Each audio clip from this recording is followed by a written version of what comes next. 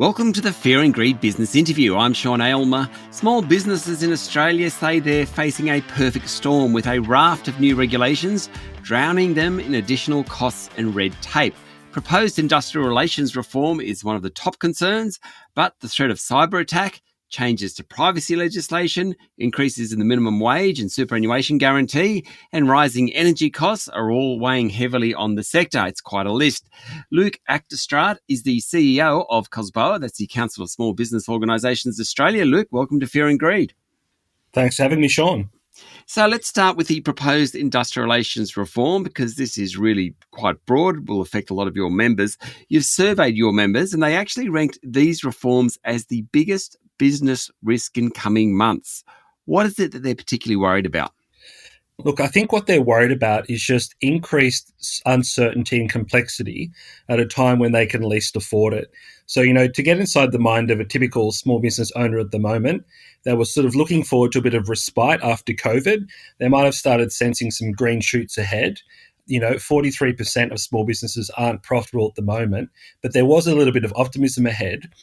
And now what has the government gone ahead and done? They've introduced a 284-page bill with a 500-page explanatory memorandum, which is going to really upend the way in which businesses, be they big or small, engage casual workers and independent contractors. Now, the reason why small business is particularly concerned is obviously those two cohorts, casuals and contractors, are pretty important planks in the arsenal for small business workforces. So they're really key elements whose definitions are going to be changed. So for a small business, they need to get their head around that. That creates uncertainty, there's risk, but there's also time and money that they'll need to spend to interpret those changes, potentially to get advice, so that they don't go to bed every night with that anxiety that they're doing the wrong thing. So that's why it's the number one issue, ahead of interest rates, ahead of energy costs, even ahead of cyber risk, which I think is a really scary thought.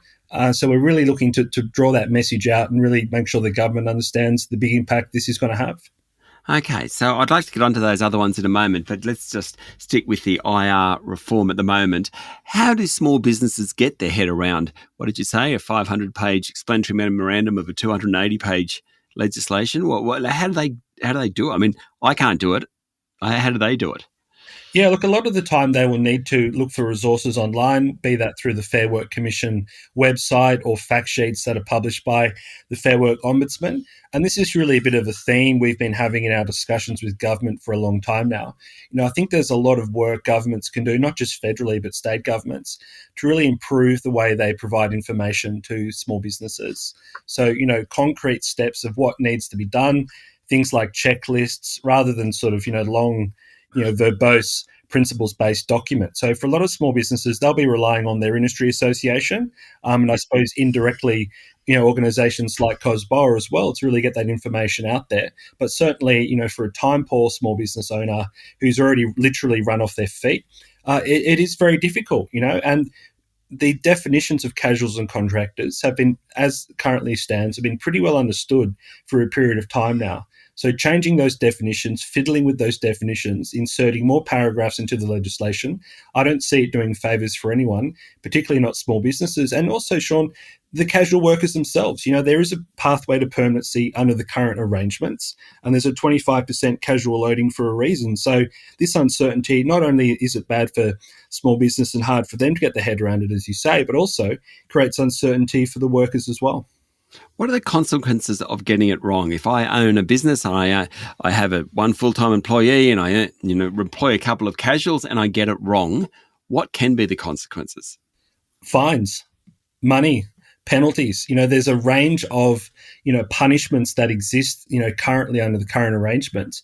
And unfortunately, this, pretty mammoth bill is actually making those civil penalties much more stringent. Now, just to be clear, where small businesses deliberately do the wrong thing, there should be recourse. Yeah, absolutely. Yeah, we're not interested in defending the very small minority of employees who deliberately do the wrong thing. That's a concept that is often called wage theft. But certainly where employers are making mistakes due to the sheer complexity of the legislation, we need to think about a safe harbour option, and we really need to keep things in proportion. So it's worth pointing out, Sean, the Department of Employment federally, these are the people who wrote the rule book. they were in the media recently for underpaying their staff Yeah. themselves because of the sheer complexity of the system. Now, if the people who wrote the rule book can't follow the rules properly, what does that tell you about the challenges and the complexity facing small business? So certainly no opposition to proportionate penalties to employees who deliberately do the wrong thing, but we just need to really keep it in perspective here and make sure that the obligations employers have are well understood. And give them every reason to comply, because for any small business, employing someone could be the biggest decision they make all financial year. Unlike a big listed entity, hiring, retaining, training, it could be the biggest risk they take. And it's not a risk they would want to make more risky, I suppose, by doing the wrong thing. Stay with me, Luke. We'll be back in a minute.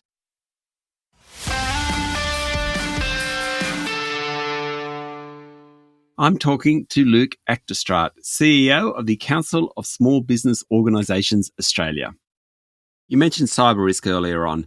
We haven't heard so much about it this year, mostly because other things seem to have stolen the headlines. Heard a lot about it last year, and it's still a real challenge for small business, I would imagine. It's definitely still brewing along, Sean. I think, some of the recent, major cyber attacks in the media with big sort of household name brands has really brought it to the fore. But it's really important to understand, these attacks are happening potentially every day. The latest research from the government indicates that almost half of all small businesses will at some stage be vulnerable to a cyber attack. So we're really interested in just making sure that conversation continues, that all small businesses are aware of those risks they have. If you take a typical small business who will be very well accustomed to things like, locking up their safe at night and making sure their cash holdings are safe and secure, well, equally, your devices, your laptop, your iPad, your passwords, they're effectively the same, if not more so, in the sense that they contain a lot of information, a lot of data that would be very, potentially useful in the hands of the wrong person. So it's about making sure that sort of safety, that risk management process that small businesses have been really good at, that actually covers the digital landscape as well. So might just mention a program we're doing with the government called Cyber Wardens. That's a half-hour course. It's free to sign up. And it's just about giving small businesses a quick overview of what are the risks, but more importantly, Sean, what are 3, 4, or 5 practical tips they can take on board and practical things they can do to minimise that risk of a cyber attack. Okay, Luke Achterstraat, the CEO of COSBOA. What about the Privacy Act? There's changes to that too, and I think that SMEs are actually going to be captured by the Act, whereas previously they were exempt. Is that right? You might have to explain that one to me. Yeah, Sean, look, that's a good segue with cyber wardens, because I think, cybersecurity and the Privacy Act are two issues. They're really sort of, twin issues, if you like. Now, the government undertook a review of the Privacy Act. Now, that review made a series of recommendations. One was to remove the exemption for small businesses, and they've decided to proceed with that recommendation. I suppose what's disappointing about it from our perspective is that review also recommended that major political parties who are exempt from the Privacy Act, that exemption should also be removed. Unfortunately, the government rejected that recommendation, but accepted the recommendation on small business. So it's a pretty hard thing for a lot of small businesses to swallow, that the government's keeping the exemption for the major political parties, but is removing the exemption for small business. I don't think the optics are very good, as a PR person would say. But be that as it may, what do we need to do? We need to work with the government moving forward. To their credit, some of the language they've used already about having a really, sort of proper timeline for consultation, proper timeline for implementation, potentially compensation as well, and making sure that small businesses are given, adequate time to prepare for these changes. Because, to be honest, I think, small businesses, to be successful, do want to be doing the right thing around privacy. Customer data is really important, and it's only in small businesses' interest to fulfill those obligations and to really make sure they're treating their customer data with care. But certainly we don't need new penalties. We don't need further red tape around it. So looking forward to working with the government to make sure it's done properly, to make sure it's done sensibly, and to make sure that no small business is left behind. Okay, so we've been talking about policy. What about on the ground? So we've had an increase in the in award wages recently. We've had the super levy increase. Certainly, interest rates are rising. How are small businesses doing it week by week?